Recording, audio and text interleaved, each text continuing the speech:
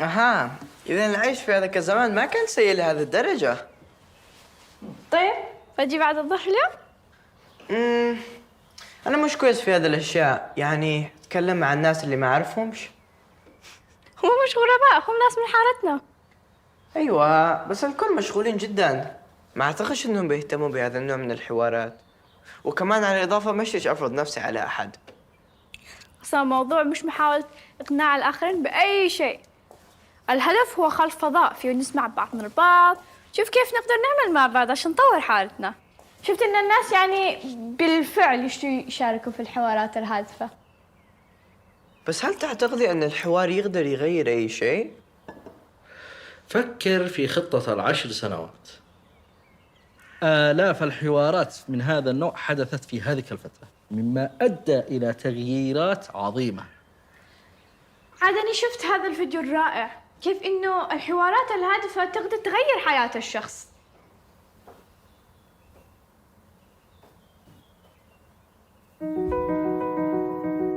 I was born in Germany in 1921. At the end of World War II, I became a prisoner of war in Italy. In prison, our discussions often revolved around the meaning of life and religion. My heart and mind began to open to new ideas. Soon after returning to Germany, I met my husband-to-be. He had served with an armored division in Northern Africa. We became friends with a group of Baha'is, learning about Baha'u'llah's teachings of the oneness of religion and the unity of mankind, a message that was simply astounding to us. It didn't take long until we became Baha'is. In 1957, we went on pilgrimage and met the beloved guardian. When he learned that my husband had fought in Africa, he encouraged him to return, this time with a message of love. On the 5th of July 1959, with our 6 children, we arrived in Southwest Africa during the time of strict apartheid. It was forbidden for people of different races to be friends. Because we weren't allowed together openly, we held meetings in our homes to study Baha'u'llah's writings. Despite such hardship, we were grateful just to be together. A few years later, the first local spiritual assembly was elected. This was the beginning of the Baha'i administration in Namibia. ها، إذا خلاص بنضمكم بعد الظهر اليوم. طيب. بس تعرفي قصة هذيك الأيام ما كانت كلها قصة انتصارات. مع كل انتصار كان هناك أزمات لازم يتغلبوا عليها. أي نوع من الأزمات؟ على سبيل المثال كان هناك وباء الأنفلونزا في عام 1957، وكان حضرة شوقي أفندي في لندن ومرض وتوفي فجأة وبشكل غير متوقع، وكانت هذه صدمة رهيبة للعالم البهائي بكله. وحدث كل هذا في منتصف خطة السنوات 10. بس مع أنه حضرة شوقي أفندي قد توفي، إلا أن العملية اللي بدأها بقيت مستمرة. خليني أوري الشيء.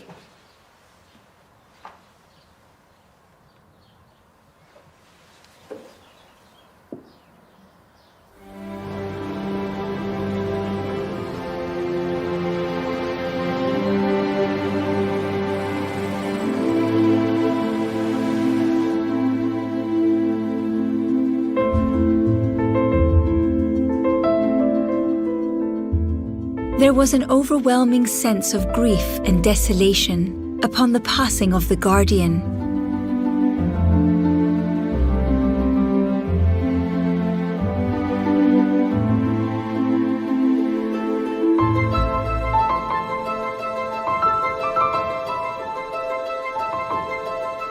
was also a time of uncertainty for the Baha'i community.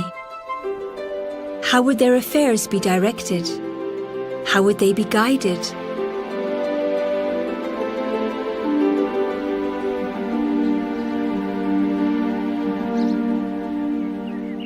Immediately after the funeral, the women and men who had been appointed by Shoghi Effendi as hands of the cause of God gathered together in the Holy Land.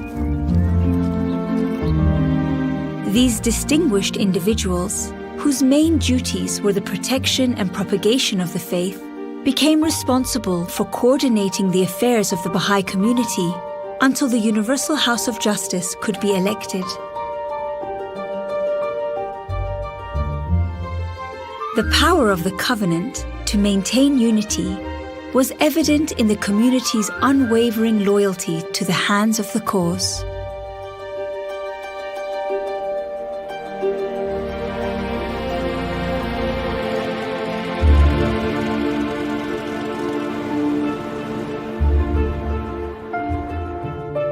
The hands of the cause traveled the world tirelessly, encouraging and inspiring the Baha'is to complete the Guardian's global plan.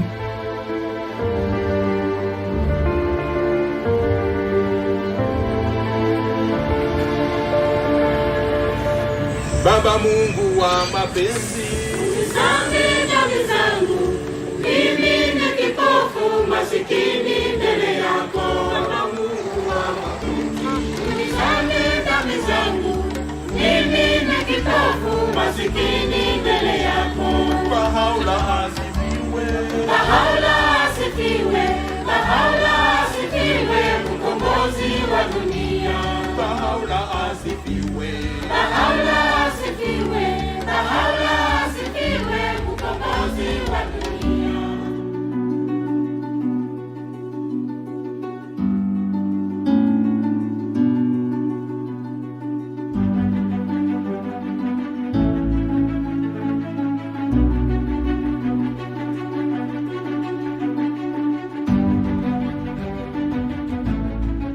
By the end of the plan, the Baha'i community had achieved more over 10 years than had been possible in the previous century.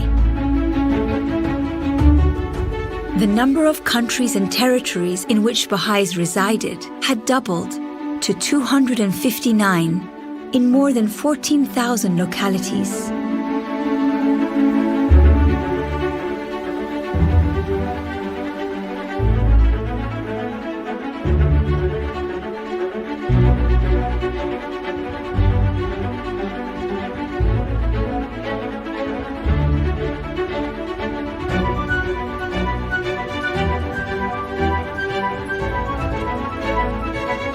Six national spiritual assemblies had been established, and thousands of local spiritual assemblies were administering to the well-being of communities across the globe. The foundation and pillars of the administrative order were now in place.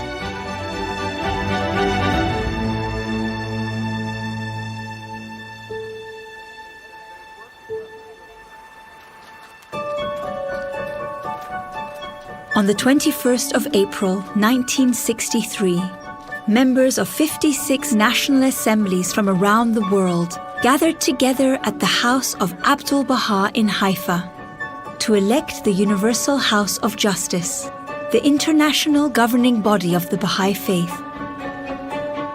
This highly significant event took place exactly 100 years after the declaration of Baha'u'llah in Baghdad.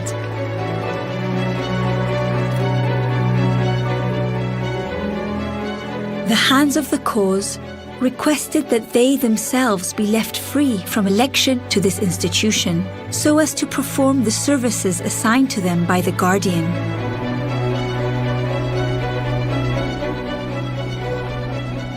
Baha'u'llah had ordained the creation of the Universal House of Justice in his Book of Laws, the Kitab-e-Aqdas. Abdul Baha had confirmed its authority in his will and testament, and the Guardian had devoted more than 3 decades to preparing the Baha'i world for its election.